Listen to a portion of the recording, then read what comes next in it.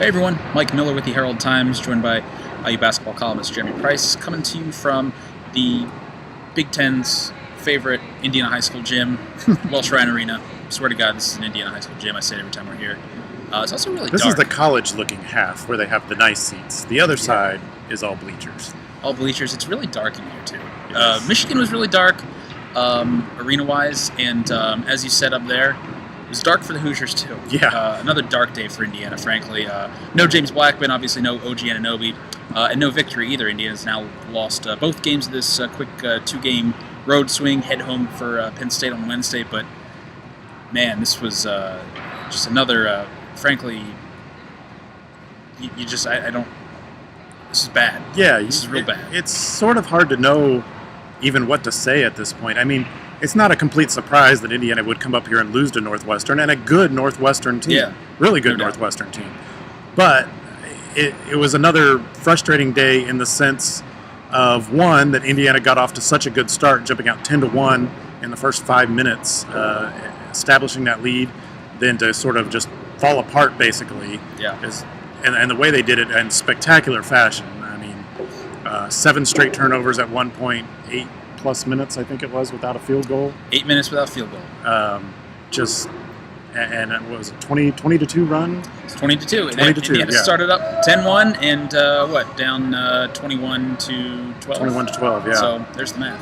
So, yeah, I mean, just to get off to that kind of start and then things to go so completely south and just really, I mean, you hate to say it at that point. It's so early in the game, but it already felt like this game was over at that point. Well, yeah, I mean, you lack the scoring punch of a James Blackman to really dig you out of a hole. And as we've seen with this Indiana team for stretches this season, I just, for as much as you look at the points per game and the scoring that this team does, I just don't sense a lot of connectivity right now with the offense, especially on the defensive end, too. I mean, that's just a mess right now. It's been a mess for a long darn time. But offensively, that's the thing. Yeah. I mean, offensively, in the past, this team had the firepower to sort of overcome the defensive flaws. Yeah. Now, with the firepower reduced, it's questionable whether they have the ability to do that, but it just really further exposes those defensive flaws that were kind of a little easier to gloss over before, and now those are so glaring that, outside of that first 5 minutes where Northwestern only scored 1 point, but beyond that, it really didn't feel like Indiana had the ability to put together anything sustained defense-wise, even if the offense had gotten going, which it didn't. Right, no, it didn't. I still look at this team, and even without OG Anunoby, I still look, and I just don't understand why this is the Big Ten's worst, least efficient defensive team. I see guys out here who have that kind of potential, that length, but again, they're guys are just lost. They're leaving guys in the corner. They're getting broken up by ball screens. I mean, it's one thing after another. And today, I think we kind of saw just the smorgasbord of issues. They were all at play at certain moments in this game. Bryant McIntosh controlled basically every defensive matchup Indiana threw at him, and Indiana threw like 4 or 5 guys at him, basically. I mean, basically anyone who played in this game was on Bryant McIntosh at one point, which is good and bad, I think. But he just kind of controlled the game for Northwestern. What do you have? 21 points, 8 assists, and this is coming after he had 4 at Assembly Hall last year. Obviously, an Indiana kid getting up for Indiana. And again, you see right there what a difference a point guard might make. Yeah, I mean, I guess you could make the argument that maybe OG Anunoby, you could have thrown him on Bryant McIntosh if he was healthy.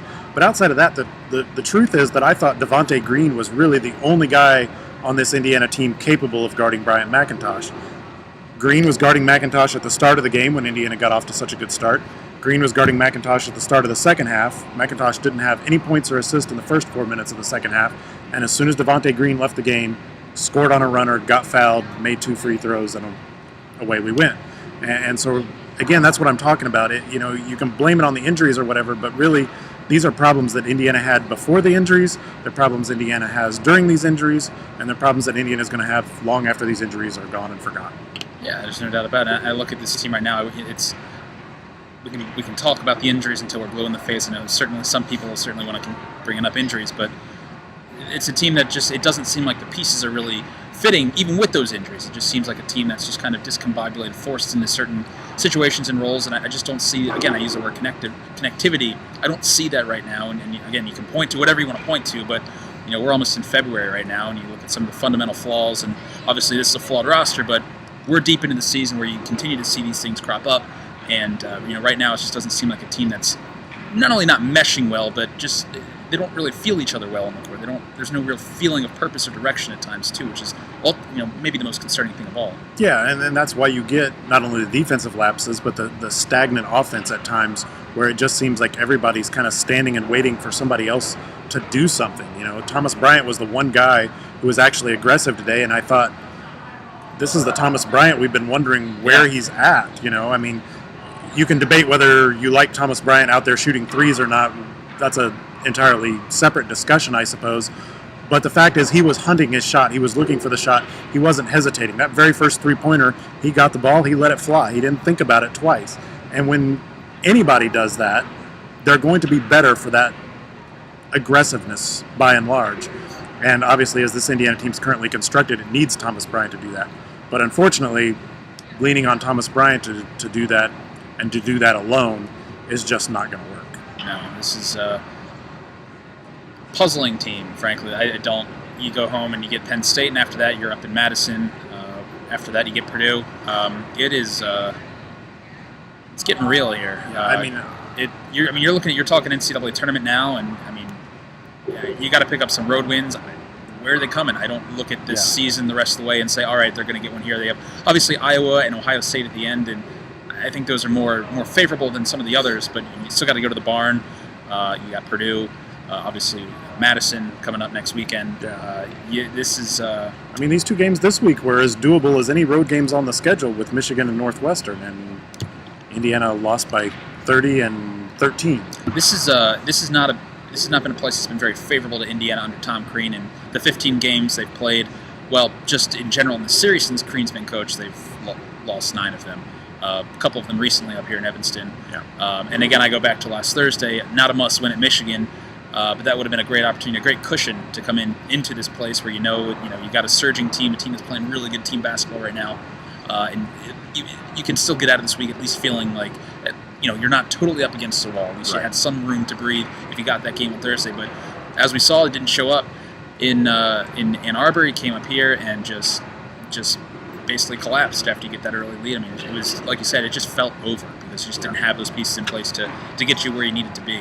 And again, the road ahead is no less easy. Obviously, you get Penn State at home, but Penn State's scrappy. You're going to have to play. You're going to have to come out and play. The bottom of the Big Ten has certainly risen a little bit. And Penn State, too. Penn State played Indiana tough, much like Northwestern, even when Northwestern was not this Northwestern team. Yeah, we'll dive into Penn State a little more in a couple days, but it's a critical game already because, there is no more margin for error. Whatever margin for error once existed for this team, it's not there anymore. Indiana can ill afford to really lose any of its home games at this point, and you mentioned Purdue coming in, and that's a tough matchup for a healthy Indiana team. Yeah, for a lot of teams. So then again, Purdue lost at Nebraska. So what do we know? What are we talking about? I have no idea. The Big Ten its hair is on fire right now. Wisconsin and Northwestern. Those are the teams you can rely on, apparently. Yeah, I think. Yeah, I don't know. For now. Well, this is actually the last time we'll be here. Don't know if Indiana will be up here next year. The schedule's not been released yet. They're going to move into, what is it called now? Allstate Arena? Allstate Center in Rosemont? Yeah, temporarily next year while they fix up Welsh Ryan into a college arena, I guess. The Cameron of the Big Ten. Yes. Should be. Something like that. Cool environment tonight. A lot of fans get up for Indiana, obviously, and a lot of Indiana fans in the Chicago area, Illinois area, northern Indiana, show up for this game. And once again, they just didn't have much to cheer for tonight. Not after the first 5 minutes. They sure didn't. So, all right, we're heading back to Bloomington. We will catch up, preview Penn State on Tuesday, and we'll see you then. Thanks, guys.